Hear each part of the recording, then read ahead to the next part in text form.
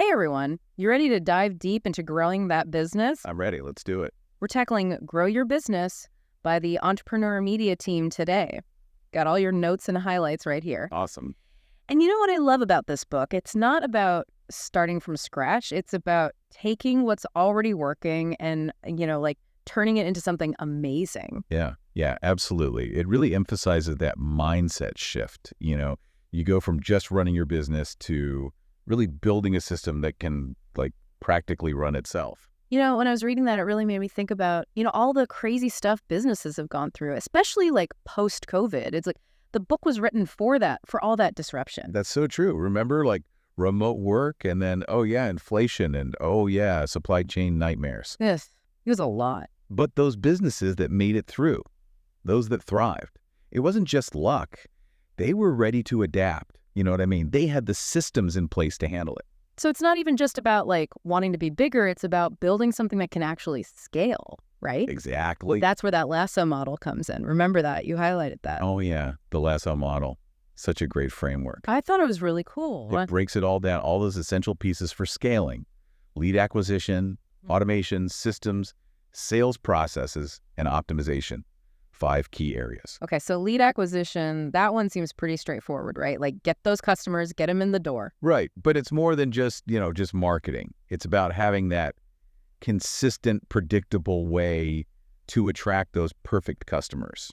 Okay, I like it. And then there's automation, which feels pretty key these days, right? Oh, for sure. Everyone wants to do more with less. It's about using tech to streamline stuff so you can focus on the growth, not just the busy work. Love it, love it. Okay, so we got the leads coming in. We're automating things left and right. What about systems? That S, that's where it gets real. Systems. Yeah. That's the backbone, man. Yeah. Imagine trying to build, a skyscraper, but your foundation is made for a tiny house. Not going to work. Disaster waiting to happen. Exactly. So payroll, accounting, all that good stuff, that's all part of this. All of it. And it needs to be scalable too.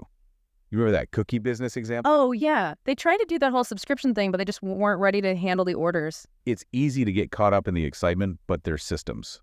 Not ready for that kind of growth. Ooh, tough lesson.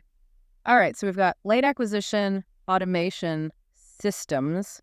What about that second S, sales processes? It's all about having a repeatable process for closing those deals. Okay, so it's like a roadmap to turn those leads into paying customers. Exactly. And finally, optimization. That's the one I always feel like I need to work on. It's a constant process. You're always analyzing your business, always looking for ways to do things better, faster, more efficiently. It's so easy to just get comfy with how things are. It's true. But the book reminds us scaling isn't a one-time thing. It's a journey. So it really seems like that lasso model gives you a really solid way to think about scaling up. It does, doesn't it? You need all these pieces before you even think about really expanding. You got it. It's not just getting bigger. It's about building a business that's going to last, that's designed for growth, long term. I love it. All right. So we've laid the groundwork, right? We got the right mindset, got that solid framework. But how do we actually put this into action? How do we get those sales rolling in and build a team that's ready for all this growth? More on that when we come back. And we're back, ready to talk about actually growing your business. Let's get down to it. So we talked about the ASO model, getting those systems solid, but what about bringing in the dough? Right. And this book, Grow Your Business, it really digs into sales funnels, and I know you had some interesting highlights there. Yeah, it's one thing to have an amazing product, an amazing service, but you got to have a system to guide people towards that sale. Makes sense. And the book breaks it down into 3 main types of funnels: the tripwire funnel, the webinar funnel, and then you get your high-ticket funnel. Each one is kind of tailored for, different offerings and where your customers are at in their journey. Okay. Break those down for me a little bit. The tripwire funnel. What Yeah. name always makes me laugh a little bit? It's a catchy one. Yeah. Come on in, the water's fine. Yeah, exactly. And then, oh, by the way, here's this amazing deal you can't resist. Right. It's about giving them something so good, so irresistible at a price point where they're like, how can I say no? So are we talking free trials? Free trials, for sure. Yeah. Introductory offers, even just something like free shipping on a first purchase. Okay. It gets those customers in the door. You start building that trust. And the book talks about how Amazon is the master of this. Oh, yeah. Amazon, they've got it down to a science. Think about it. Free shipping with Prime. Those lightning deals that are like, gotta get it now. Right. Even those little customers also bought recommendations. Yes, sir. They're constantly hitting you with these little yeses that, guess what? Oh. They lead to bigger purchases down the line. That's so true. I'm totally guilty of that. But okay, so you've got these customers hooked. They're coming back for more. How do you keep that momentum going? That's where marketing comes in. And this book does not hold back. No, it does not. At all. Marketing is everything. It's essential. It really is. Yeah. And the digital age, it's like we have all the tools, you know? Yeah. The book covers everything. SEO, social media, email, even like influencer outreach. But it also reminds you, you got to diversify. Right. You can't put all your eggs in one basket. It's like that story about little things in the book. Oh, yeah. They were crushing it on Facebook. Crushing it. And then, bam, algorithm change. And they lost a ton of their traffic, like overnight. That is a nightmare. That's every business owner's nightmare. For sure. And it just shows you how fast things can change online. Totally. What works today might be gone tomorrow. You can't be afraid to try new things. Adapt. Adapt. Spread those bets. Speaking of adapting, I remember the book had some like really specific tips for different platforms, Oh, yeah. like tailoring content, which I thought was really interesting. You got to optimize for all those different algorithms. Oh, it's so true. It's like images even. Like who knew that image orientation could make such a difference? It does. That's so Landscape for Facebook, Twitter, Square for Instagram, Portrait for Pinterest. wow. They all want something different. Yeah. It's all about those little details. It's those details that make such the difference. Huge difference. But even with the best marketing in the world, if you don't have the right team in place Forget about it. to handle the growth, it's not going to matter. And that's something this book talks about a lot. You're only as good as your team. Yes. And scaling a business, that puts a lot of demands on people. Yeah. So the book, it really digs into like building a team that can not only handle the workload, but also like thrive in that environment, that fast-paced growth environment. Because it's not for everybody. It's not for the faint of heart. So where do you even start with building that team?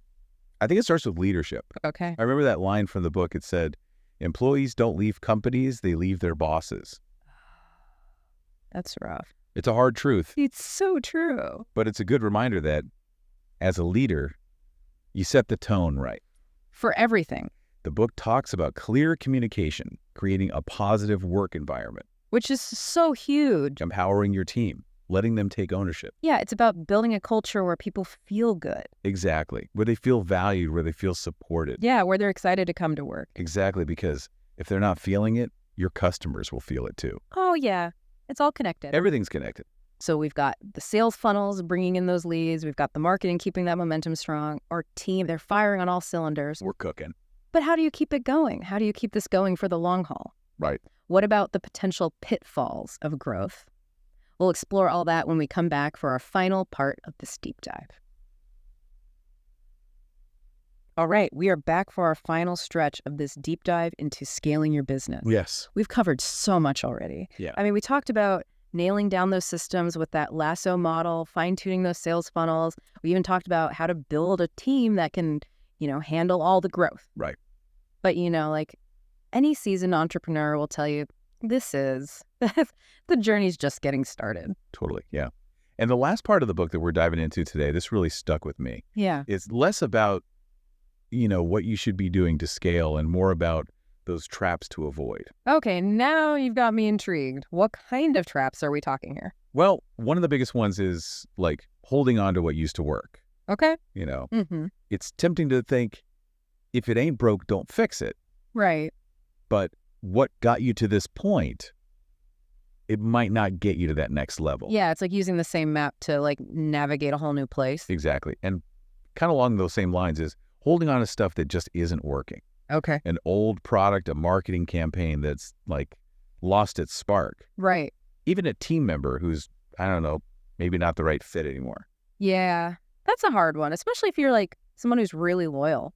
Like, how do you know when it's time to like make that tough call and let go? Well, the book, it talks a lot about data, about like really looking at those metrics. Okay. So are sales going down?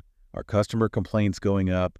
Are you seeing like a dip in how the team's feeling about things or how productive they are? Yeah.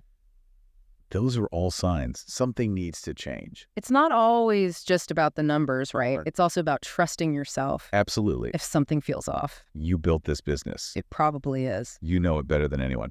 Don't ignore those gut feelings. I love that. This whole idea of adapting, always evolving. It reminds me of that story in the book about Omega, the watchmaker.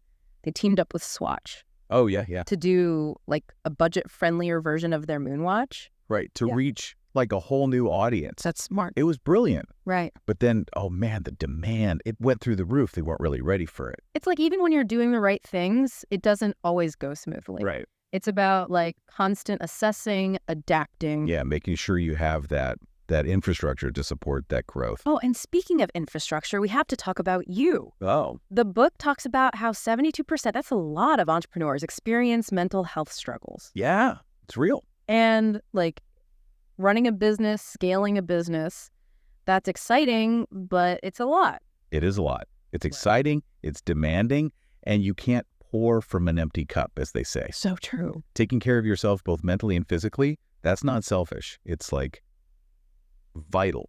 Yeah. If you want to show up as that leader for your team, for your business. You got to do it. So as we wrap up, what's like that one big takeaway you hope people get from Grow Your Business? I would say the biggest one for me is scaling. It's not a destination. It's a journey. Oh. It's always learning, adapting, changing to meet like what the market's doing. It's about building something that's not just bigger, right? Yeah. It's stronger, it's more resilient, and hopefully It's got to be fulfilling too. more fulfilling. For you and everyone else involved. I love it. This has been great. And to all of our listeners out there, keep scaling. We'll catch you next time.